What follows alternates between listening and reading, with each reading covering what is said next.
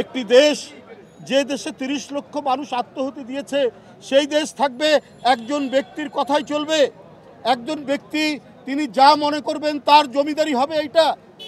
আপনারা জানেন গতকালই সংবাদ মাধ্যমে এসছে শুধু সরকারি নতুন যে সমস্ত প্রতিষ্ঠান হয়েছে সেই প্রতিষ্ঠানগুলোর নাম, অধিকাংশ নাম হচ্ছে শেখ পরিবারের নামে। এই প্রতিষ্ঠানগুলো গড়ে উঠেছে 51,000 কোটি টাকায়। 51,000 কোটি টাকায় এই প্রতিষ্ঠান, সরকারি প্রতিষ্ঠান কি স্কুল, কলেজ, বিভিন্ন সরকারি প্রতিষ্ঠান তারা আপনারা তৈরি করে কার নামে দেওয়া হয়েছে? হাসিনার বাবার নামে, হাসিনার মায়ের নামে, হাসিনার ভাইয়ের নামে, হাসিনার মামাতো ভাইয়ের নামে, চাচাতো ভাইয়ের নামে। এইটা দেশ? এই দেশে আর মানুষ নেই, আর গুণী মানুষ নেই এদেশে? কাজী নজরুল, জসিমউদ্দিন, বেগম রোকেয়া, এদের কি এই পুণ্য আমাদের বাংলার ভূমিতে কি তাদের জন্ম হয়নি? তাদের নামে প্রতিষ্ঠান হবে না। যাদের নামে ব্যাংক ডাকাতির অভিযোগ আছে তাদের নামে হবে সরকারি প্রতিষ্ঠান। এইটা হতে পারে না। তাই বন্ধুরা আমার, আজকে এত অপরাধ তারা করেছে, পিলখানা হত্যাকাণ্ড থেকে শুরু করে, আজকে ইলিয়াস আলী থেকে শুরু করে, সাইফুল ইসলাম হিরু থেকে শুরু করে এই পর্যন্ত গুমের পর গুম, ক্রস ফায়ারের পর ক্রস ফায়ার, সর্বশেষ গণহত্যা। এর জন্য ট্রাইব্যুনাল তৈরি করে যারা দায়ী, আমরা সবাই চিনি তাদেরকে সেইখানে বিচার করতে হবে এবং শাস্তি বিধান না করা পর্যন্ত আমরা এটা নিশ্চিত করতে না পারলে আমরা এই শহীদ, এই শিশু কিশোরদের আত্মাকে আমাদের অপমান করা হবে। বন্ধুরা আমার, বক্তব্য দীর্ঘায়িত করছি না। আপনারা রোদের মধ্যে দাঁড়িয়ে আছেন।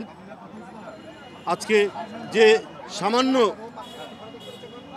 তাদেরকে সহযোগিতা করা হয়েছে গোলাম রাব্বির বাবা, এটা দিয়ে কিছুই হবে না। কিন্তু দেশনায়ক তারেক রহমান, আমাদের চাঁদপুরের প্রেসিডেন্ট মানিকের মাধ্যমে সে এখানে তাকে দিয়েছেন যে আমরা সব সময় তাদের সাথে থাকব, তাদের সাথে সহযোগিতায় থাকব। তার ছেলের এই আত্মদানের তো কোনো মূল্য পরিশোধ করা যাবে না, টাকা দিয়ে, পয়সা দিয়ে, কিন্তু আমরা স্মরণ করব। আমরা যদি বিপদগামী হয় তাহলে আমরা গোলাম রাব্বির কথা আমরা স্মরণ করব যে না, আজকে বাংলাদেশ জাতীয়তাবাদী দল সঠিক পথে চলতে হবে, সঠিক পথে যেতে হবে। না হলে এই রাব্বিদের মতো যারা জীবন দিয়েছে তাদের প্রতি অপমান করা হবে। আবারও আপনাদের সামনে বলছি, যারা নির্দোষ তারা যেন ক্ষতিগ্রস্ত না হয়। যারা অপরাধ করেছে, যারা রক্ত ঝরিয়েছে জনগণের, তাদের বিচার হতে হবে, সেটা আইনি প্রক্রিয়ায়। বিএনপির কোনো নেতাকর্মী কোথাও হাতে আইন তুলে নেবে না, কোথাও কোনো বিএনপির নামে দখলবাজি বা অন্য কিছু করা যাবে না, যেটা বারবার বলেছেন আমাদের দেশনায়ক তারেক রহমান, যে ব্যাপারে জিরো টলারেন্স। আপনারা দেখেছেন প্রতিদিন কেউ না কেউ বহিষ্কার হচ্ছে, প্রতিদিন কেউ না কেউ আপনার নানা ধরনের সাংগঠনিক শাস্তি তাদেরকে পাওয়া হচ্ছে বিভিন্ন পর্যায়ের নেতা নেত্রী থেকে শুরু করে। সুতরাং এই ব্যাপারে বিএনপি কঠোর অবস্থানে নিয়ে এই দেশকে শান্তিময় করা হবে। এই দেশে যাতে আইনের শাসন নিশ্চিত হয়, যেন সেই আওয়ামী লীগের মতো আওয়ামী লীগের বিচারকরা বিচার না করেন যে নিচতলায় নিচের আদালত দেয় 5 বছরের সাজা আর উচ্চ আদালত দেয় 10 বছরের সাজা।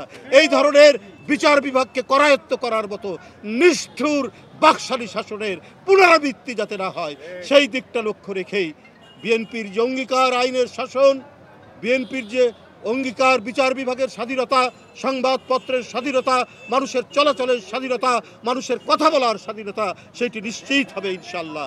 আপনাদের সকলকেও ধন্যবাদ জানাচ্ছি এবং আবারও গোলাম রাব্বির আত্মার মাগফিরাত কামনা করে আমার বক্তব্য